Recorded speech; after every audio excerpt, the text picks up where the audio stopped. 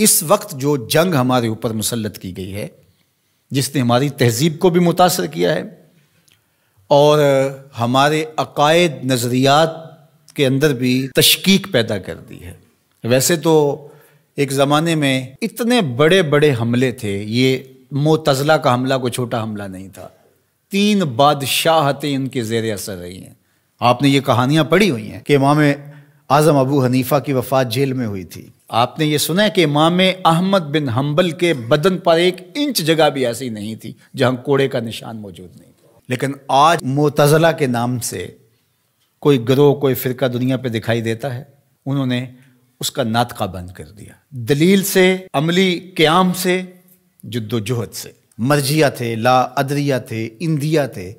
اب آپ کو یہ غیر مانوس لفظ لگ رہے ہوں گے، کیا قدریہ، کیا جبریہ، کیا معتزلہ۔ ایک زمانے میں ان کا طوطی بولتا تھا، باطنیوں کا طوطی بولتا تھا، کرامتہ کا طوطی بولتا تھا۔ یہ اتنے غالب آگے تھے کرامتی کہ طاہر کرامتی نے کعبۃ اللہ سے حجر اسود کو نکال لیا اور کئی سال تک کعبۃ اللہ بغیر حجر اسود کے رہا۔ لیکن وہ زمانہ تھا کہ پھر بھی لوگوں نے قربانیاں دی، لوگوں نے علمی محاکمے کیے، علماء نے تدبیریں کی، سلاطین اسلام کھڑے ہوئے اور مقابلہ کر کے اسلام کی اس قوت رفتہ کو بحال کیا۔ اس وقت جو سب سے بڑا حملہ ہمارے اوپر ہے وہ لادینیت کا حملہ ہے، الحاد جدید کا حملہ ہے۔ اس وقت دنیا کی لادین قوتیں الکفر ملت واحدہ کی شکل کے اندر کھربوں روپے خرچ کر رہے ہیں کہ مسلمانوں کو کافر تو نہیں بنایا جا سکتا، لیکن ان کو تشکیک میں مبتلا کر دیا جائے، ان کو مسلمان بھی نہ رہنے دیا جائے،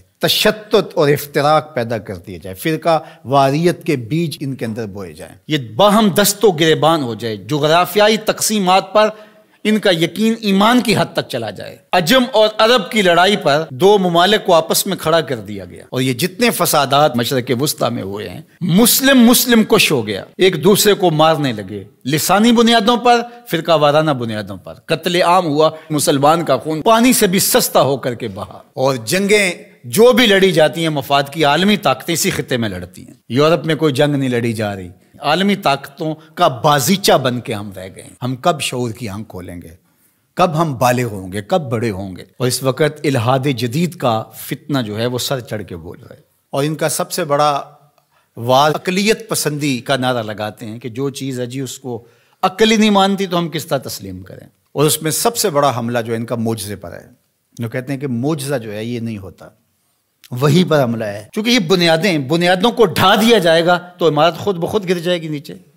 جب وہی کو کمزور کر دے، اس تصور کو دھندلا کر دیا جائے گا، تو کہتے ہیں وہی ممکن نہیں ہے، کہ یہ خلاف عقل ہے۔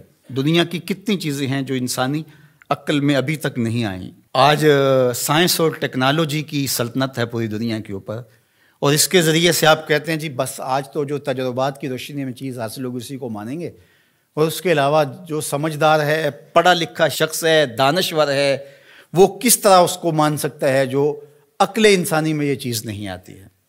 جبکہ یہ خود ہی مانتے ہیں کہ انسانی عقل ابھی تک 5% یا 6% استعمال ہوئی ہے، باقی 94-95% انسانی عقل سے بھی اتنا کام نہیں لیا گیا، ابھی سپیر پڑی ہوئی ہے۔ اور وہ دعویٰ کر رہا ہے پیغمبروں پر ہونے والی وحی پر اور وہ معجزات پر۔ اللہ اکبر! جبکہ بہت ساری ایسی چیزیں ہیں جو معجزات کی دنیا کی مسلمہ ہیں اور انسانی تاریخ اس کا انکار نہیں کرتی، جس میں حضرت عیسیٰ علیہ السلام کی بغیر باپ کے ولادت ہے، اور آج دنیا کے لوگ اس بات کو مانتے ہیں۔ اب مجھے بتایا جائے کیا عقل انسانی اس کو قبول کرتی ہے؟ لیکن دنیا مان رہی ہے۔ فرعون کی باڈی کے بارے میں سورہ یونس کے اندر اللہ تعالیٰ نے ارشاد فرمایا کہ ہم نے اس کی لاش کو لوگوں کی عبرت کے لیے باقی رکھا ہوا ہے۔ اگر فرعون کی لاش نہ ملتی تو آج یہ لوگ اچھل رہے ہوتے کہ کیسے ہو سکتا ہے، یہ قرآن نے ویسے ہی کہہ دیا۔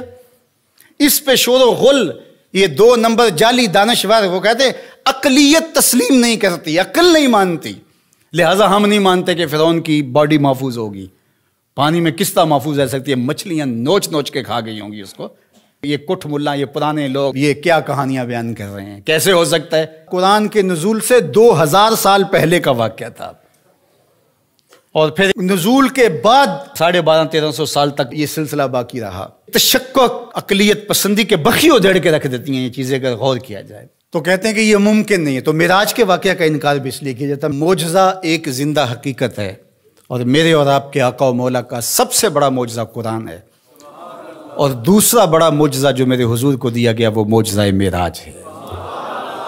اب عقل انسانی مانتی ہے یا نہیں مانتی ہے، لیکن میرے حضور وہاں سے ہو کر آئے ہیں جہاں کسی کا تصور بھی نہیں آ سکتا.